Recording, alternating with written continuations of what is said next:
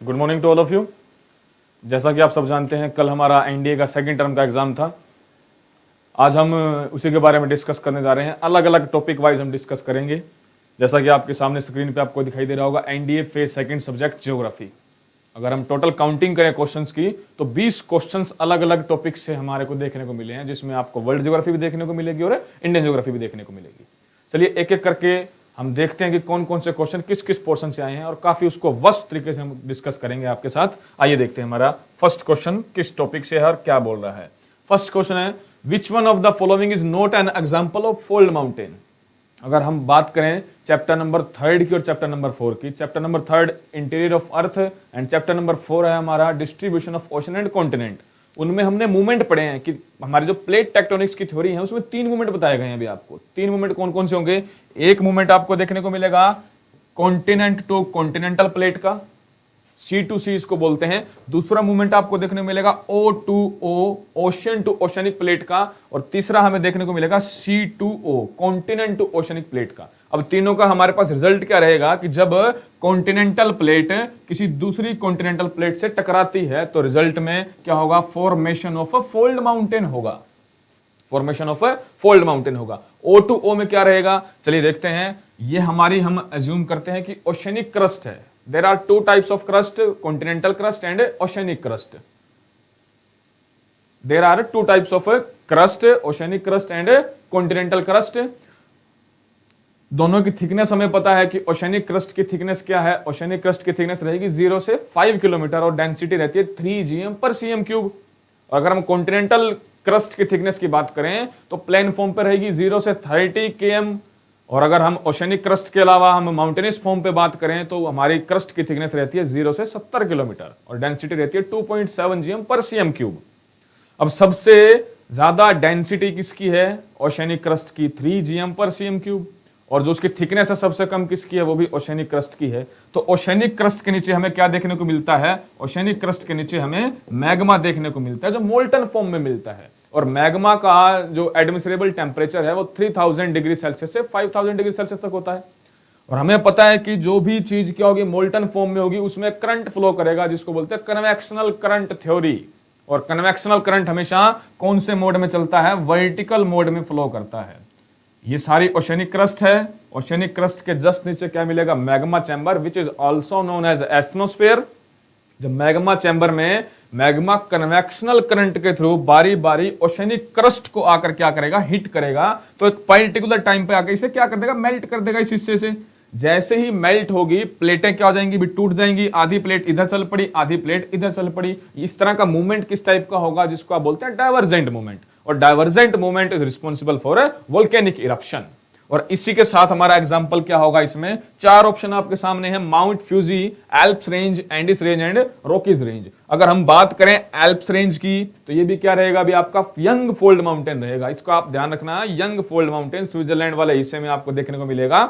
और अगर हम बात करें एंडीज की, ये भी क्या है, यंग फोल्ड माउंटेन का एग्जाम्पल है। And Rockies is also example of young fold mountain. तो इसमें एक ही हमारे पास ऑप्शन बचता है, माउंट फ्यूजी। फ्यूजी क्या है भाई, जापान में वोल्केनिक इरप्शन के थ्रू बना हुआ है क्या है, माउंटेन है। तो इसने पूछा क्या है हमारे से कि इनमें से कौन सा एग्जांपल नहीं है किसका, फोल्ड माउंटेन का। तो सीधा सा आंसर है कि माउंट फ्यूजी फोल्ड माउंटेन का एग्जांपल नहीं है। आई होप आपको मैंने जितना आपको बताया है उसके हिसाब से आपके डाउट सारे क्लियर हो जाएंगे। चलिए हम सेकंड क्वेश्चन की तरफ चलते हैं। सेकंड क्वेश्चन क्या बोलता है हमारा, विच one of the following is an organic soil. ये 4 ऑप्शन आपके सामने हैं। चैप्टर नंबर 6 आप जब देखेंगे इंडियन ज्योग्राफी का तो उसमें आपको देखने को मिलेगा, इसमें फर्स्ट लिखा है एरिड सॉइल। एरिड नाम से शो हो रहा है कि सूखी या शुष्क मिट्टी या शुष्क मृदा, जो हमें खास तौर से कहां देखने को मिलेगी, एरिड रीजन में और सेमी एरिड रीजन में, which is designated from desert. जहां आपको रेतीली मिट्टी देखने को मिलती है उसको आप डेजर्ट बोलते हैं। अगर हम बात करें इंडिया की तो इंडिया में हमारे को कहां देखने को मिलेगा, वेस्टर्न राजस्थान के हिस्से में, और रन ऑफ कच्छ जो गुजरात का पार्ट है वहां देखने को मिलता है। तो एरिड या जो सूखी मिट्टी है वो क्या होगी, इसमें ऑर्गेनिक जो कंटेंट है वो बिल्कुल नहीं होगा।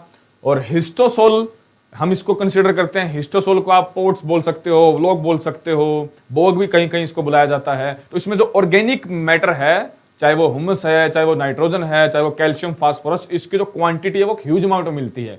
और थर्ड हमारे पास ऑक्सी सॉइल, ऑक्सी सॉइल में lake of humus and calcium मिलता है। और वर्टी सॉइल, ये कॉन्टिनेंटल सॉइल के बारे में बता दिया इसने। कॉन्टिनेंटल सॉइल लाइक ऑस्ट्रेलिया में जो सॉइल पाई जाती है उसको पर्टिकुलर किस नाम से जानते हैं, वर्टी सॉइल के नाम से जानते हैं। अब हमसे पूछा क्या है, हमसे पूछा कि इनमें से कौन सी सॉइल ऑर्गेनिक मिनरल से कंटेन है, तो हमारा इसके अकॉर्डिंग आंसर क्या होगा, हिस्टोसॉल इज करेक्ट आंसर, यानी कि ऑप्शन बी इसका करेक्ट रहेगा। आई होप आप सबने पढ़ा होगा चैप्टर नंबर 6 में हमारा जो इंडियन ज्योग्राफी का है, उसके अकॉर्डिंग आपको इसका उत्तर मिल जाएगा, ऑप्शन बी। काफी रेफरेंस बुक में भी अगर हम बात करें, माजिद हुसैन सर की जो बुक्स हैं उनमें भी आपको काफी इसके बारे में एक ह्यूज अमाउंट देखने को मिलता है सोइल का। चलिए नेक्स्ट हम देखते हैं क्वेश्चन नंबर 3 क्या बोलता है, the north and south and east west road corridor of India cross each other at which of the following cities. अगर आपने ट्रांसपोर्टेशन पढ़ा है इंडिया का और खास तौर से रोड का ट्रांसपोर्टेशन पढ़ा है, तो हमें बताया गया है कि नॉर्थ और साउथ को जो जोड़ता है, कनेक्ट करता है, जिसे आप बोलते हैं श्रीनगर से Kanyakumari, which is also known as longest national highway of India, NH44। कहां से क्रॉस होगा, श्रीनगर से शुरू होगा और कहां तक जाएगा, कन्याकुमारी तक। अगर हम बात करें, ये तो हमारा रहेगा नॉर्थ साउथ कॉरिडोर, और दूसरा बात करते हैं east to west corridor. Gujarat के बिल्कुल इस हिस्से में पोरबंदर आएगा, जो महात्मा गांधी की जन्म स्थली भी है, 1869 पोरबंदर। और अगर हम बात करें ईस्टर्न पार्ट की, तो वहां सिलचर एक पर्टिकुलर पॉइंट है जहां से शुरू होगा और पोरबंदर पे आके खत्म होगा। और अगर हम बात करेंगे कौन सा नेशनल हाईवे है, NH27, वो हो जाएगा NH44 कश्मीर से कन्याकुमारी, और ये क्या हो जाएगा, पोरबंदर से सिलचर। जहां दोनों एक दूसरे को क्रॉस करते हैं उस पर्टिकुलर पॉइंट का नाम है झांसी, ऑप्शन डी। जब आपको पढ़ाया गया था क्लास में वर्ल्ड ट्रांसपोर्ट और खास तौर से इंडियन ट्रांसपोर्ट, उसमें आपको बताया गया था, तो इसके अकॉर्डिंग हमारा ऑप्शन क्या रहेगा, option D, Jhansi is correct. चलिए देखते हैं थर्ड क्वेश्चन क्या बोलता है, विच one of the following climate reason of the world have a typical characteristic of seasonal reversal of wind. बहुत इजी क्वेश्चन है, क्लास में हमने बहुत बार इसको डिस्कस किया है। चैप्टर नंबर 4 इंडियन ज्योग्राफी का क्लाइमेट। आपको बताया था कि इंडिया में 3 तरीके से बारिश होती है। पहला है इनकमिंग ऑफ मॉनसून, जो जून से सितंबर तक रहेगा, जिसको आप चमासा या 4 महीने का जो इकट्ठा अमाउंट या टाइम पीरियड बोलते हैं वो रहेगा इसके अंदर। और हमारी डायरेक्शन क्या रहेगी, साउथ वेस्ट। और मानसून हमारे भारत में कहां से एंट्री करता है, केरल से एंट्री करता है। तारीख होती है 1 से 5 जून के बीच में। ये पहला फिनोमिना था। दूसरा है जिसको आप बोलते हैं रिट्रीटिंग ऑफ मॉनसून या टर्निंग ऑफ मॉनसून। डायरेक्शन क्या रहेगी, नॉर्थ वेस्ट रहेगी।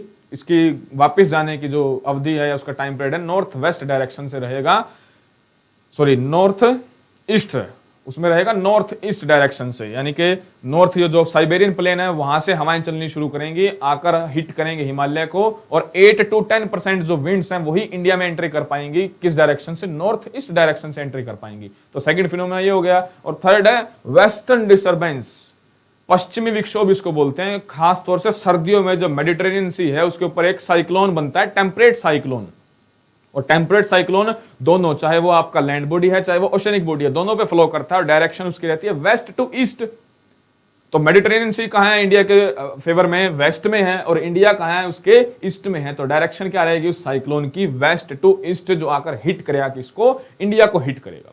क्लियर है। अब हमारे से पूछा क्या गया कि इनमें से कौन सा ट्रॉपिकल या typical characteristic of seasonal reversal of wind. इसमें रिवर्सल का मतलब क्या, रिट्रीटिंग ऑफ मॉनसून, कि मॉनसून वापस जाएगा, वो किस तरह का क्लाइमेट के साथ जाएगा। तो सीधा सा बात है भाई, मॉनसून है, ऑप्शन डी। अभी मैंने डिस्कस किया कि 3 तरीके से भारत में बारिश होगी, और उसमें से तीनों में हमारे से कौन सा रिलेटेड है, ना ब्रिटिश टाइप क्लाइमेट हमारे से रिलेटेड, ना मेडिटेरेनियन टाइप क्लाइमेट हमारे से रिलेटेड, ना चाइना टाइप क्लाइमेट हमारे से रिलेटेड। बचता कौन सा हमारे पास, ऑप्शन डी, मॉनसून क्लाइमेट। थोड़ा सा अगर आपने पढ़ा है इसके बारे में, तीनों फिनोमेना को आपने डिस्कस किया है क्लास में, तो आप अच्छे से इसको टैकल कर सकते हैं। चलिए हमारा नेक्स्ट क्वेश्चन देखते हैं। विच one of the following statement is not correct, कि 4 स्टेटमेंट आपको दे रखी हैं और पूछा है कि इनमें से कौन सी स्टेटमेंट करेक्ट नहीं है, आपने बताना है। चलिए देखते हैं एक करके।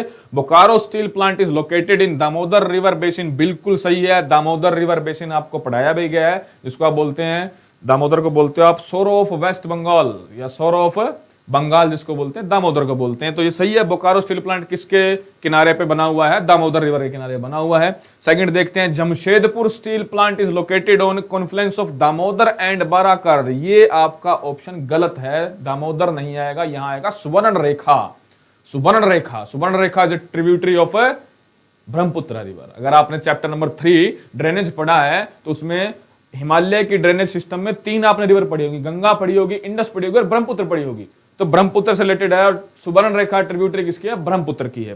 तो थर्ड और देख लेते हैं, Salem steel plant is located on the bank of Kaveri river, बिल्कुल सही है, तमिलनाडु में है। और फोर्थ है, Bhilai steel plant obtain water from Tandula reservoir, Chhattisgarh से रिलेटेड ये क्वेश्चन है। तो इसने पूछा क्या है? इसने पूछा हमारे से कि इनमें से कौन सी स्टेटमेंट करेक्ट नहीं है। तो हमारे अकॉर्डिंग ऑप्शन बी करेक्ट नहीं है, क्योंकि इसने बताया है दामोदर एंड बाराकर, जबकि होना क्या चाहिए यहाँ पे? सुवर्ण रेखा रिवर होनी चाहिए।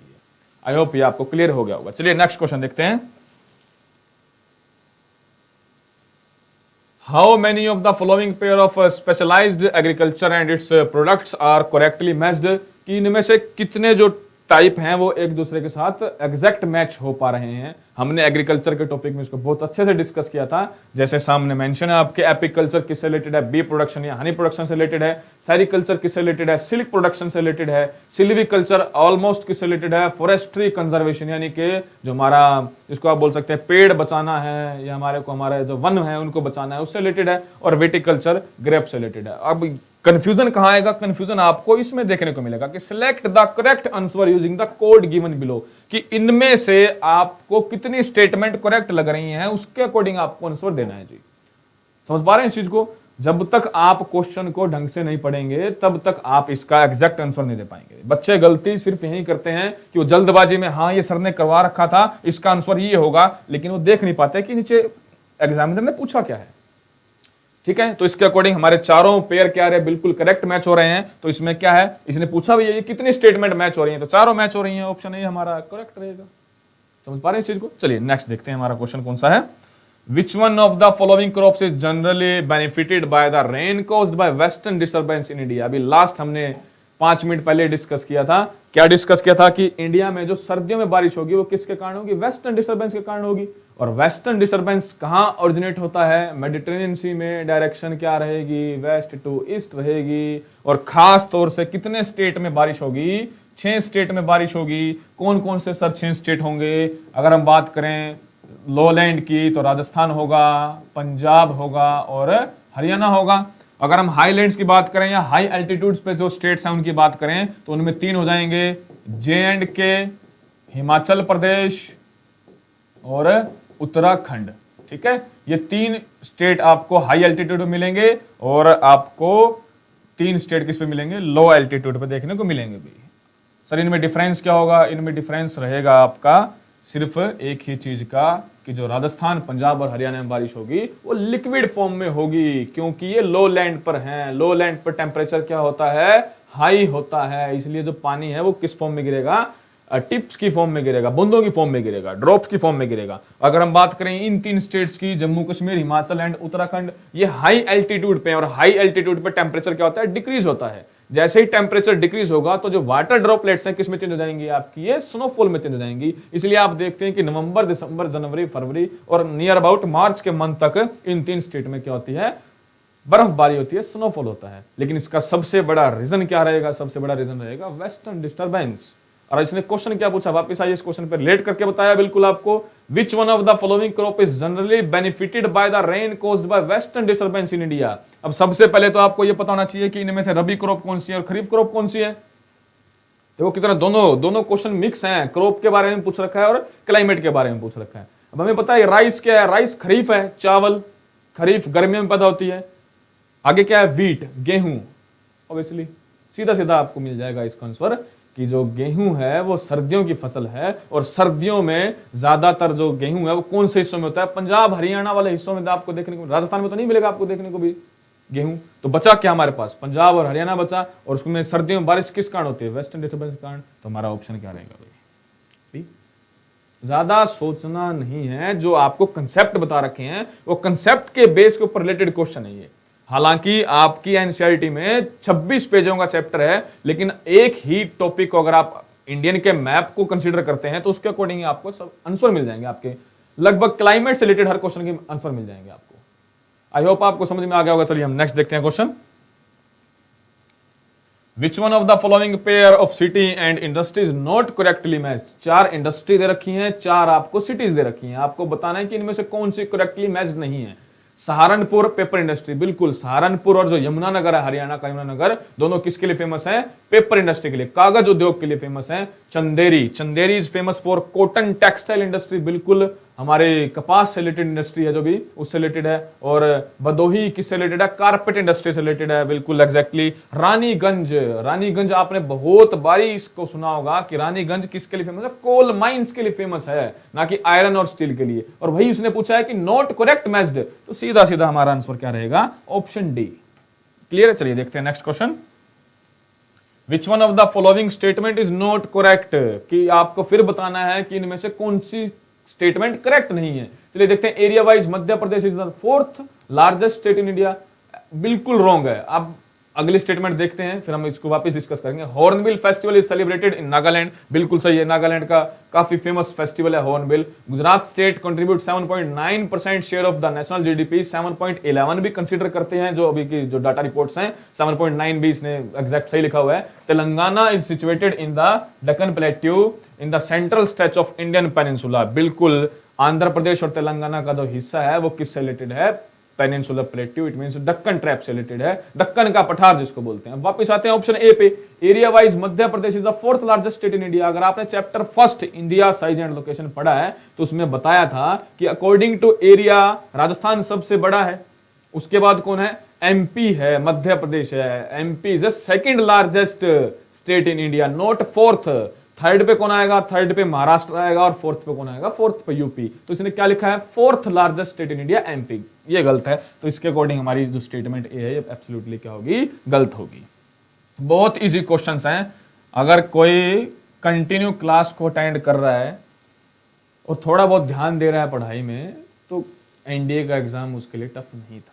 वो चाहे किसी भी तरीके का हो, किसी भी टॉपिक का हो, किसी भी आपके सब्जेक्ट का हो, वो काफी अच्छे एनसीईआरटी बेस्ड क्वेश्चन है और जो आपको क्लास में हम बेसिकली करवाते हैं, बताते हैं। आइए देखते हैं। विच one of the following soil is ideal for growing cotton. 6th class के चैप्टरों में ही हमने पढ़ना शुरू कर दिया था कि कपास की खेती के लिए कौन सी मिट्टी हमारे लिए सबसे इंपॉर्टेंट होती है, और उसी के ऑब्लिक में आपको देखने को मिलता होगा ब्लैक सोइल और regur soil. Black soil is also known as a regur soil. हमारा ऑप्शन ए आपको एग्जैक्ट देखने को मिलेगा। और वापस अगर आप पढ़ते हैं 11th के चैप्टर नंबर 6 में, तो अलग अलग सोइल्स के बारे में, जितनी सोइल्स आपको स्क्रीन पर दिखाई दे रही हैं, regur soil, laterite soil, desert soil, mountain soil, ये सारी उसमें आपको मिलेंगी। There are 8 types of soil, उसमें कंट्रीब्यूशन मिलेगा। और 2nd नंबर पे हमें कौन सी सोइल देखने को मिलेगी? Black soil, which is also known as a regur soil, best for cotton cultivation. चलिए देखते हैं नेक्स्ट क्वेश्चन।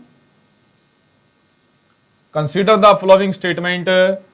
देखते हैं। The southern point of peninsular plateau is formed by the Nilgiri hills where the eastern and western Ghat meets. बिल्कुल, जब आपको chapter number 2 physical feature of India का 2nd part आपको पढ़ाया होगा नदर्न प्लेन्स, नदर्न प्लेन्स में आपने सारा पढ़ा है, तो उसमें आपको देखने को मिलेगा, नदर्न प्लेन्स में भी देखने को मिलेगा और पेनिनसुलर प्लेट्यू वाले हिस्से में भी आपको देखने को मिलेगा। अभी पेनिनसुलर प्लेट्यू वाले में आपको देखने को मिलता है कि नीलगिरी हिल्स कहाँ मिलती हैं? नीलगिरी हिल्स मिलती है कर्नाटक में। सह्याद्री हिल्स कहाँ मिलती हैं? सह्याद्री हिल्स मिलती है महाराष्ट्र में। अन्नामलाई हिल्स कहाँ मिलती हैं? आपको केरल में मिलती हैं। कार्डेमम हिल्स जिसको आप बोल सकते हो, वो सारा कहाँ देखने को मिलेगा? केरल में देखने को मिलेगा। तो इसने क्या बोला?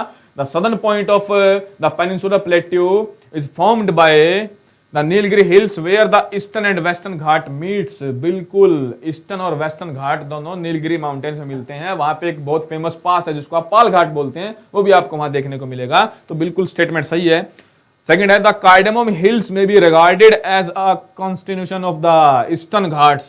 सॉरी, ये गलत है आपका, ईस्टर्न घाट नहीं होगा। ईस्टर्न घाट में तो क्या जाएंगे? जो ईस्टर्न पार्ट में, यानी कि तमिलनाडु वाले हिस्से में जो पार्ट्स हैं वो आ जाएगा। वेस्टर्न घाट पे आएगा आपका ये कार्डेमम हिल्स। कहाँ है? केरल वाले हिस्से में। जब आप इंडिया के मैप को देखते हैं तो केरल कहाँ मिलता है? आपको इस तरफ देखने को मिलता है, कॉर्नर में। और डायरेक्शन क्या रहेगी इसकी? वेस्ट रहेगी। तो हमारे यहाँ जहां इसने ईस्टर्न घाट लिखा है, यहाँ क्या आएगा? वेस्टर्न घाट आएगा। तो स्टेटमेंट सिर्फ कौन सी ठीक रहेगी? ओनली 1। और इसके साथ ही हमारा ऑप्शन क्या हो जाएगा? Option A.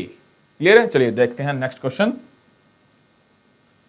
Which one of the following is the narrow belt parallel to the Shivalik foothills where streams and rivers coming from the mountains deposit heavy material of rocks and boulders. वापस again chapter number आपको second देखने को मिलेगा और part number भी second, जिसमें northern planes लिखा हुआ है। जब आप नदन प्लेन पढ़ते हैं तो उसकी आपको लेंथ देखने को मिलती है, विड्थ देखने को मिलती है और 3 सीरीज देखने को मिलेंगी। जैसे ही कोई नदी अपने ओरिजिन पॉइंट को छोड़ के बेसिक फॉर्म पे यानी कि सबसे नैरो पॉइंट पे आती है तो वहां आपको 3 सीरीज देखने को मिलती हैं। सबसे पहले क्या लेकर आएगी, बड़े बड़े पत्थर्स को लेकर आएगी, बोल्डर जिसको बोलते हैं उनको लेकर आएगी। उसके बाद फिर क्या होगा, सीरीज में सीक्वेंस में छोटे पत्थर आएंगे, फिर आपको मिट्टी देखने को मिलेगी, सबसे लास्ट में आपको पानी देखने को मिलता है। भाई जो सीक्वेंस है अकॉर्डिंग टू एनसीईआरटी वो क्या रहेगा कि सबसे नॉर्थ में आपको कौन सी बेल्ट देखने को मिलती है, भाबर बेल्ट, जो किससे ढकी हुई होगी, बोल्डर से, हैवी रॉक मटेरियल से, और यही इसने लिखा हुआ है heavy materials of rock and boulders. Second belt कौन सी देखने को मिलेगी, तराई देखने को मिलेगी आपको। और थर्ड बेल्ट कौन सी देखने को मिलेगी, alluvial deposits which is also separated by 2 forms, khadar and bangar. तो इसके अकॉर्डिंग हमारा ऑप्शन क्या रहेगा, C. Bhabar is a narrow belt ranging between Shivalik foot hills 10 to 20 kilometre, और जो क्या कंटेन रखता है अपने साथ, किसको लेकर चलता है, heavy materials rocks and boulders. ठीक है, चलिए देखते हैं नेक्स्ट क्वेश्चन हमारा। Which of the following statement about Suez canal are correct. ये जब आपको वर्ल्ड ट्रांसपोर्टेशन पढ़ाया था और उसमें हमने इसको बहुत अच्छे से ब्रीफली डिस्कस किया था। चलिए देखते हैं क्या बोलता है। Suez is a man made navigation canal, बिल्कुल एग्जैक्टली मैन मेड कैनाल है जी ये। और जो अगर इसकी हम बात करें लेंथ की तो क्या रहेगी, 93 किलोमीटर अप्रोक्सीमेट रहेगी। और अगर हम ईयर की बात करें तो अप्रोक्सीमेट 1859 के समथिंग ये आपको देखने को मिलेगा। अभी 1859 के नियर अबाउट आपको देखने को मिलता है ये। फिर भी मैं कंफर्म आपको बता देता हूँ ताकि कोई एरर ना आए हमारा। यस 1869, सॉरी बेटे 1869 के टाइम में देखने को मिलता है हमें ये। और सेकंड क्या बोल रहा है, Suez link Mediterranean sea and red sea, बिल्कुल दोनों को जोड़ता है, भूमध्य सागर को जोड़ता है और लाल सागर को जोड़ता है। थर्ड क्या बोल रहा है, the economic significance of Suez canal is less than the Panama canal, ये गलत है। पनामा कैनाल की जो एक तो सबसे बड़ी बात है कि लेंथ छोटी है, 83 किलोमीटर है, दूसरा नैरो पोर्शन है इसका, तीसरा लोग सबसे ज़्यादा हैं इसके ऊपर, तो ये हमारी इकोनॉमिकल सिग्निफिकेंस के लिए इंपॉर्टेंट नहीं है। तो इसके अकॉर्डिंग हमारा 2 ऑप्शन जो हमारा बी है 1 and 2 ओनली क्या रहेगा, करेक्ट रहेगा। चलिए नेक्स्ट देखते हैं हमारा क्वेश्चन कौन सा है। Consider the following statement about a river, this river originate in the Hindu Kush mountain range and flow into Hamun wetland. हाँ सबसे पहले तो हम यहाँ डिस्कस करेंगे जो हेमून वेटलैंड है वो बॉर्डर पे है।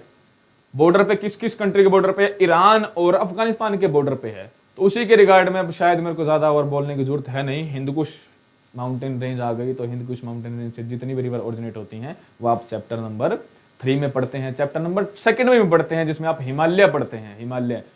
हिमालय में ही पढ़ाने से पहले आपको क्या पढ़ाया जाता है, पामीर नोट पढ़ाया जाता है। पामीर नोट जो तजाकिस्तान वाले हिस्से में है, जहां से अलग अलग डायरेक्शंस में क्या मिलेंगे आपको, माउंटेन रेंजेस देखने को मिलेंगे भी। तो वहीं से ही जो रिवर्स ओरिजिनेट होंगी वहीं आप रिलेट कर सकते हैं चैप्टर नंबर 2 और चैप्टर नंबर 3 में। थर्ड में देखते हैं तो सीधा सीधा ज़्यादा इसके बारे में डिस्कस ना करते हुए हम सीधा बता देंगे कि जो डिस्प्यूट है किसी भी चीज़ को लेके, रिवर को लेके, वो खास तौर से 2 कंट्रीज के बीच में देखने को मिलेगा। और यहाँ जो कंट्री कंसीडर की गई है हिंदकुश माउंटेन के रिगार्ड में, एक तो अफगानिस्तान हो जाएगा और दूसरा इसने बता दिया कि हेमन वेटलैंड कहाँ है, ईरान में है। तो सीधी सीधी बात है कि 2 कंट्रीज के बीच में डिस्प्यूट चल रहा है ईरान और अफगानिस्तान में, किसको लेके, हेलमंड रिवर को लेके। ऑप्शन डी हमारा यहाँ करेक्ट रहेगा। चलिए नेक्स्ट देखते हैं। Which one among the following pair of mine and minerals is not correctly matched? चलिए देखते हैं भाई। बैलिडला कहाँ है भाई, बैलिडला किससे रिलेटेड है, आयरन ओर से रिलेटेड है, बिल्कुल सही है। जावर किससे रिलेटेड है, जिंक से रिलेटेड है। कहाँ है सर, कहाँ, राजस्थान में ही है, उदयपुर के पास देखने को मिलेगी। घाटशिला कॉपर से रिलेटेड है, बिल्कुल सही है। कुद्रेमुख ऑप्शन डी, ये कर्नाटक में है कुद्रेमुख माइन, और किसके लिए फेमस है, आयरन ओर के लिए फेमस है। पहले कभी थोड़ा बहुत कोलार के साथ मिलकर गोल्ड भी मिल जाता था, लेकिन अब तो क्या है जी सिर्फ आयरन ओर के लिए फेमस है, और हाल ही में इसको बंद कर दिया गया जी कुद्रेमुख माइन। तो यहाँ बॉक्साइट लिखा हुआ है, बॉक्साइट ये करेक्ट मैच नहीं है, यहाँ आएगा आयरन ओर। तो इसने पूछा क्या है कि नॉट करेक्टली मैच्ड। इस बारी ज्यादा क्वेश्चंस नॉट करेक्टली मैच से ही पूछे हैं, आपको सीरीज दे दी है या मैच द फॉलोइंग दे दी है, आपको बताने कि इनमें से कौन से करेक्टली मैच्ड नहीं है। हम पिछले काफी क्वेश्चन डिस्कस कर चुके हैं इस टाइप के। तो यहां हमारा ऑप्शन क्या रहेगा, ऑप्शन डी कुद्रेमुख बॉक्साइट। चलिए नेक्स्ट देखते हैं क्वेश्चन कौन सा है।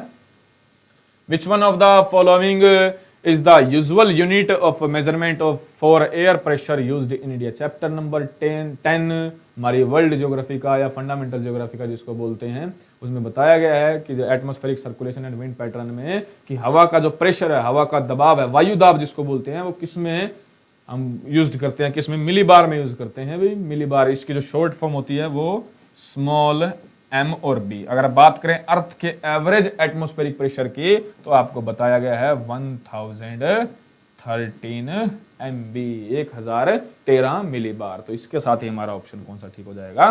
बी ठीक हो जाएगा। सेकंड चलिए देखते हैं नेक्स्ट क्वेश्चन।